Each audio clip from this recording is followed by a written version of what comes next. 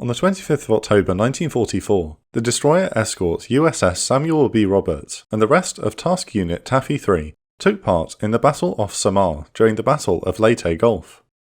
Nicknamed the Sammy B, the destroyer escort and the rest of the task unit was massively outgunned by a much larger, powerful Japanese surface fleet, but the Americans still managed to cause significant damage to the enemy force.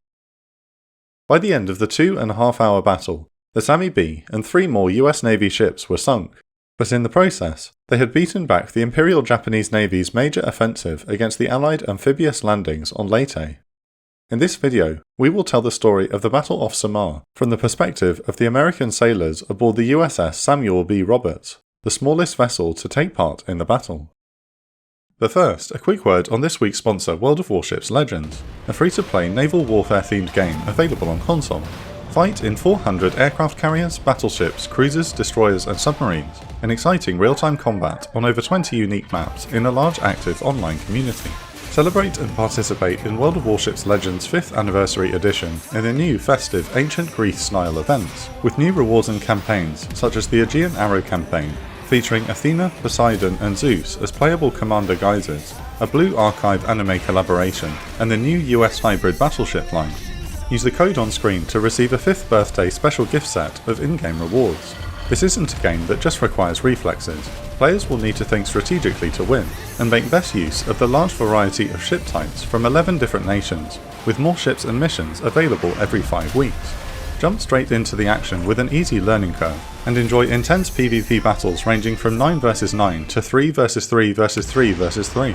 Download and play World of Warships Legends for free using my link in the description to receive a huge starter pack including the American Tier 3 premium battleship Arkansas, German Tier 3 cruiser Karlsruhe, 7 days of premium account, 10 red, white and blue camouflages, and 10 hunter camouflages. Good luck and fair seas.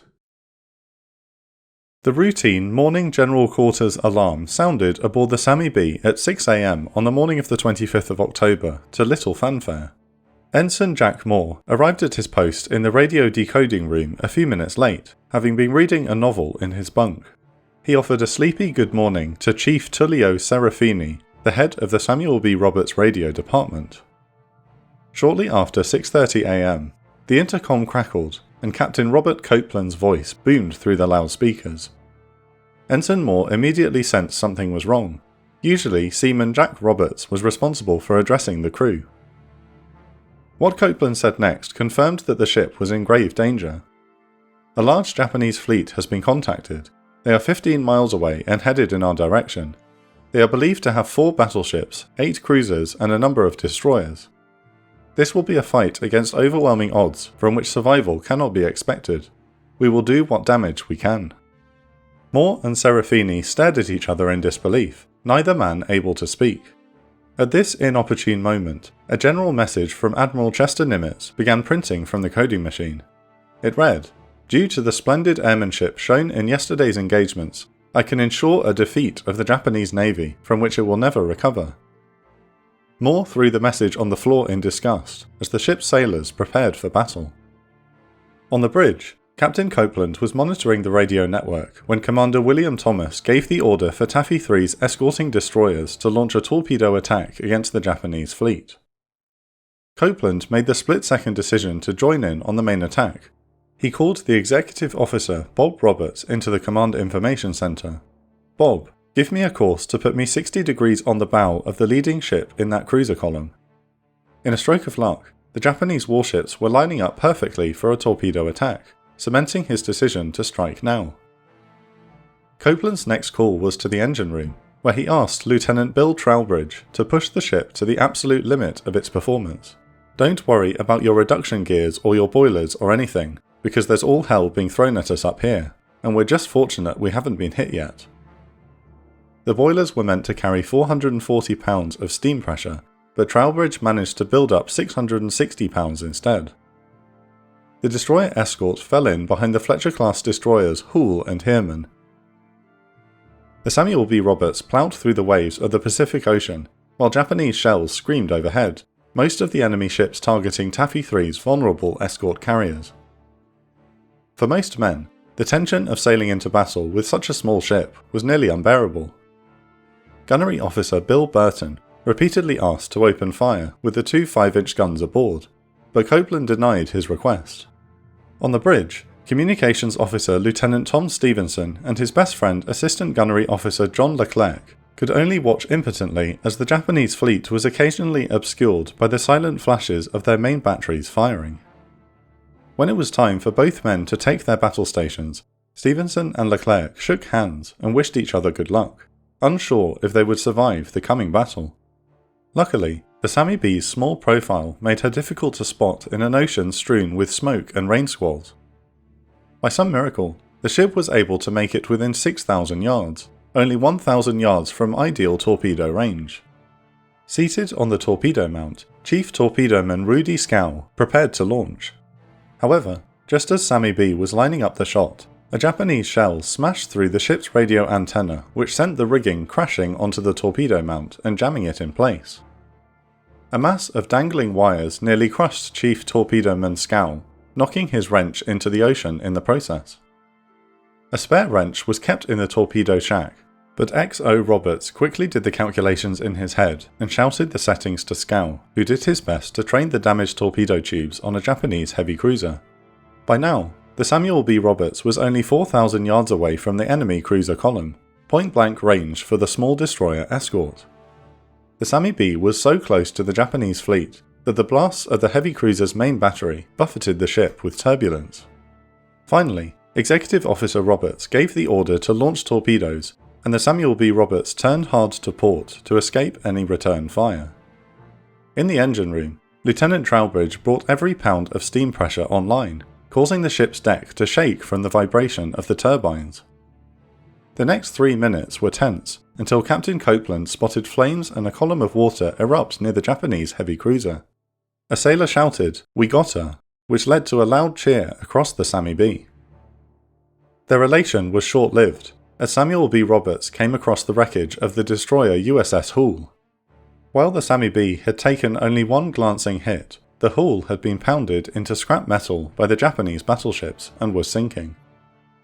From his forward position on one of the 40mm gun mounts, Seaman Jack Usen couldn't even tell if the burning ship in front of them was American.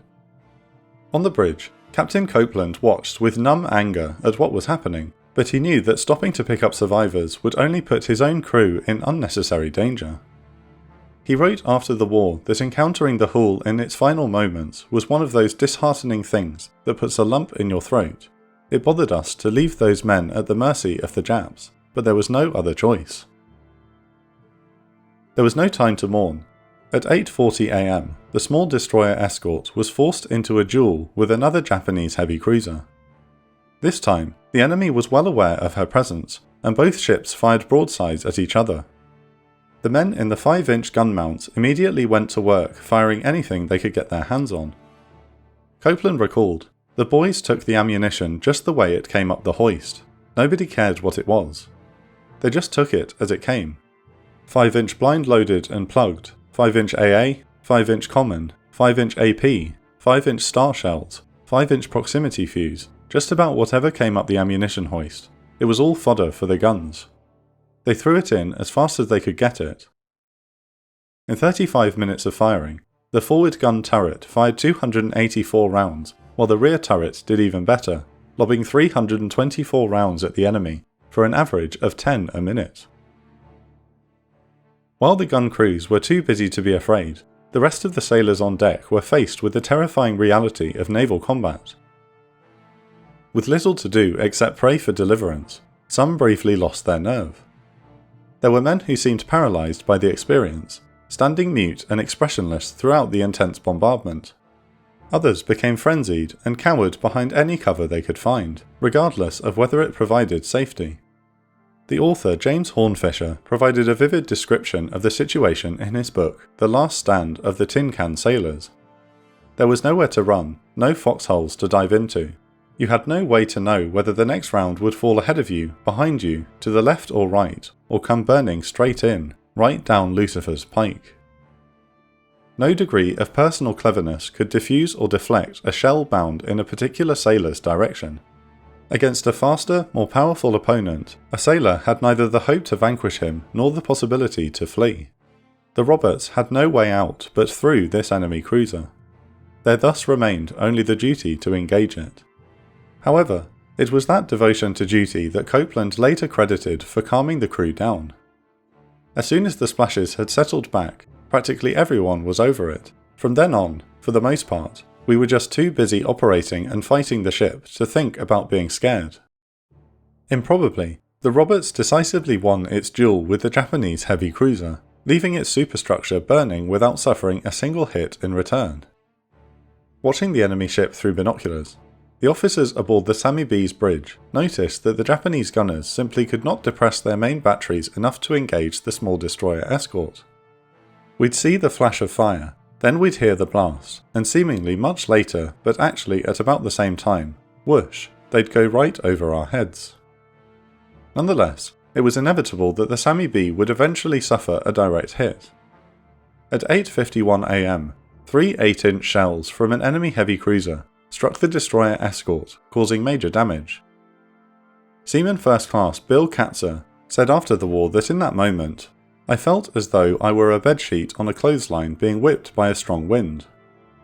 Light through many of the lower compartments went dark while communications were abruptly cut off. The worst damage was in the forward fire room, where boiler lines were torn, spraying men with scalding hot steam. Amid the carnage, 18-year-old Jackson McCaskill coolly sprang into action and turned off the fires beneath the boilers. Despite the flesh on his feet burning down to the bone, McCaskill worked the valves and shut off the supply of steam from the boilers, almost certainly saving the lives of many men trapped beneath deck. He then removed a metal grate and laid flat on the keel of the ship, the only cool area in the fire room, and awaited rescue. The Combat Information Centre also filled with hot steam, choking dust, and a storm of asbestos insulation, forcing the men inside to evacuate to the vulnerable bridge. Tom Stevenson realised he had taken shrapnel to his legs, but was simply too terrified to feel any pain. Despite a brilliant performance helming the ship, Quartermaster Elvert Gentry was shell-shocked by the experience, and had to be replaced after he no longer carried out Captain Copeland's commands. In the aft 5-inch gun turret, the automatic gas ejection system failed, which meant hot gases could no longer be cleared from the gun breech. With each shell fired, the breach grew hotter and hotter at a time when the Sammy B simply had to shoot back at the enemy. Soon, the breach detonated one of the 5-inch shells, killing every man inside. Seaman Second Class Sam Blue was blown overboard by the turret explosion, but hit the surface of the water so hard that the CO2 cartridge on his inflatable lifebelt triggered. With the Roberts now crippled, more shells scored direct hits. The ship's mascot, a mixed-breed dog named Little Sammy, was driven crazy by the incessant shelling. "I felt sorry for him," Copeland later wrote. "He was running up and down the deck with all the guns firing, and the men he knew lying dead." At 9 am, a 14-inch high-explosive shell scored a killing blow on the No. 1 engine room, killing Lieutenant Trowbridge and all but one man inside. Hot shrapnel flew in every direction, maiming or cutting down many sailors. This was a mortal wound. The ship was now dead in the water and settling at the stern. The ship had lost electrical power below decks, leaving men to fumble and stagger their way through the darkness. Captain Copeland sent Lieutenant Stevenson to determine whether the aft gun was still functional, but Stevenson was reluctant to go. His friend John Leclerc was stationed in that area, and Stevenson could not bear the thought of seeing him dead. When Stevenson finally got over his fear, he went aft and was faced with a scene of devastation. The deck was aflame with burning oil and twisted metal preventing him from investigating any further. When Stevenson investigated Leclerc's station, he found that it was entirely gone, blown away by shell fire. One of the most popular men on the Samuel B. Roberts, John Leclerc's body was never recovered. On the bridge, First Lieutenant and Chief Damage Control Officer Lloyd Gurnett gave the grim news to Captain Copeland after a thorough inspection of the Sammy B. "I would advise you to abandon ship." When the order was passed to the crew, key members quickly got to work destroying sensitive equipment lest they somehow fell into enemy hands. James Hornfisher described this process. Quartermaster Elbert Gentry beat the lenses out of a pair of ordinary 7x50 binoculars. then smashed the glass face of a gyro repeater display. Howard Sayo, a soundman, took a sledgehammer and gave the sonar machine a few well-aimed blows. Then he took a Tommy gun and peppered the contraption liberally with .45 caliber slugs, nearly hitting his skipper Bob Roberts and Gentry with the ricochets. Tom Stevenson and signalman 3rd Class Charles Natter went below decks and gathered the secret plans for the Leyte invasion and threw them overboard in a weighted cloth sack. For the rest of the crew, the next few minutes were a struggle for survival. The ship continued to shake with hits from enemy shells, killing many who were close to escaping into the ocean. Radioman 3rd Class Dick Rode had felt the floor beneath his feet growing uncomfortably warm in the radio room before making it on deck with Chief Serafini. He recalled, "All of a sudden there was another big blast. I felt something hit me in the leg. And I looked at Serafini and there was just blood all over the place. It was awful." Rode had been badly wounded in the leg, while Serafini had his left arm nearly taken off. Both men staggered to the railing and lifted themselves over the edge and into the water. Clusters of survivors began to form around the dying ship, but not all wanted to be rescued. Little Sammy, the dog mascot, had swam out to a raft, but after a few minutes decided that he belonged back on the Samuel B. Roberts. He leapt back into the water and swam back to the ship, never to be seen again. Meanwhile, Captain Copeland and Executive Officer Roberts remained on board to search for any more sensitive equipment or documents that still needed to be discarded. Upon finding none, Copeland asked Roberts to supervise the evacuation and rally survivors in the water. However, Roberts refused. "Captain, I'm not leaving until you leave. I don't want you to be a damn fool and get heroic and go down with the ship." Despite pleading with his XO, Roberts refused to budge until Copeland gave him a direct order. "If that's the way you put it, Captain, I'll go," responded Roberts, to which Copeland added, "That's just the way I'm putting it. I trust I'll see you in the water. But in case I don't, Bob, you've been a swell exec, and I want you to know that." The two men shook hands before Roberts concluded, "It's been wonderful serving with you, Captain. I hope you make it. I'm leaving you with reluctance." With that, the XO left the flying bridge to abandon ship. Copeland remained on board with a skeleton crew to find any sailors who had not gotten the message to abandon ship. The captain could only find a few badly wounded men. Those who stood a chance at survival were fitted with a lifebelt and evacuated, but some with mortal wounds were given morphine as a merciful gesture. Once the dying ship had been extensively searched, it was finally time for the last men to leave. Standing next to Lieutenant Gurnett on the submerging fantail, Copeland sheepishly asked, "How do you go about getting out of here?" Despite being the captain of a US Navy ship, Copeland could not swim. Gurnett responded, "Well, the best way, Captain, is to roll over and swim on your back. You'll get going." With that, Copeland and the rest of the crew leapt into the water and left the Sammy B for the last time. Once in the water, the sailors swam as far away from the sinking ship as they possibly could to avoid getting caught up in secondary explosions. Despite abandoning ship a little over 9 AM, it took over an hour for the destroyer Escort to sink. During this time, the oil-covered survivors formed small groups around the small number of life rafts that were still seaworthy, placing the most badly wounded in the centre. With such little space on the rafts, most formed human chains in the water and watched their ship sink. At 10:07 AM, the USS Samuel B. Roberts slipped beneath the waves of the Pacific Ocean. Said Boatswain's Mate 1st Class Red Harrington, "Boys, take off your hats. There goes a good ship." Download and play World of Warships Legends for free using my link in the description to receive a huge starter pack including the American Tier 3 premium battleship Arkansas, German Tier 3 cruiser Karlsruhe, 7 days of premium account, 10 red, white and blue camouflages, and 10 hunter camouflages. Good luck and fair seas. Thanks again to our amazing patrons, without which we wouldn't be able to produce videos like this. Welcome to all our new patrons this month, and a special thanks to our patron of the week, Skytech CEO. Each week we choose our favourite Patreon comments to shout out. This week, Mark Paz says, "That feeling for the sailors similar as to be in a foxhole, but moving on water, worrying if the next shell was the one, takes bravery and courage to overcome." If you'd like to support us, please join our Patreon at patreon.com/theoperationsroom and get access to exclusive benefits such as early access to videos, ad and sponsor free. We would love to have you as part of our community and really appreciate your support.